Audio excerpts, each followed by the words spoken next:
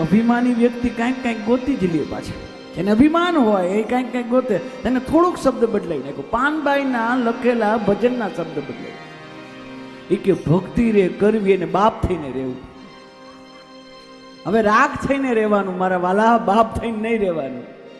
ભક્તિ રે કરવી એને રાગ થઈને રહેવું.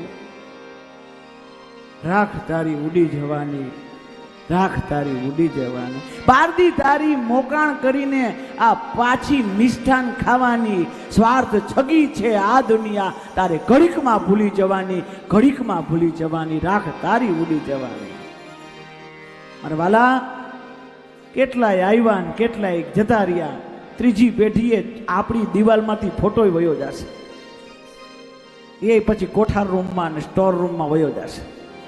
નવી દિવાલ માટે નવા ફોટા તૈયાર હશે. કોઈ ખબર છે? આપણા છોકરાઓને તર્પણ કરવા બેહાડી છે, પૂછું દાદાના બાપુજીને તો કે એ ખબર નથી. આપણે આપણા કુળદેવીની ખબર નથી, આપણા નિવેદ ક્યાં થાય છે એ ખબર નથી, આપણું ગોત્ર કયું, આપણા ઋષિ કયા, આપણો પ્રવર કયો, આપણો વેદ કયો, આપણી શાખા કઈ. શું આપણે આ જેમાં સમય વિતાવી છે જ ખબર નથી. હું તો એમ કહું મારા વાલા, ગઈઢા હોય ને, ગઈઢાવ ત્યારે સમય મળે ને તો એની ખોળામાં માથું નાખી દેજો, ક્યારેક એને વાલ કરજો. એવો આનંદ છે મારા વાલા. યુનિવર્સિટીમાં જે જાણવા નહીં મળે ને એ તમારા ગઈઢાવમાંથી તમને જાણવા મળશે.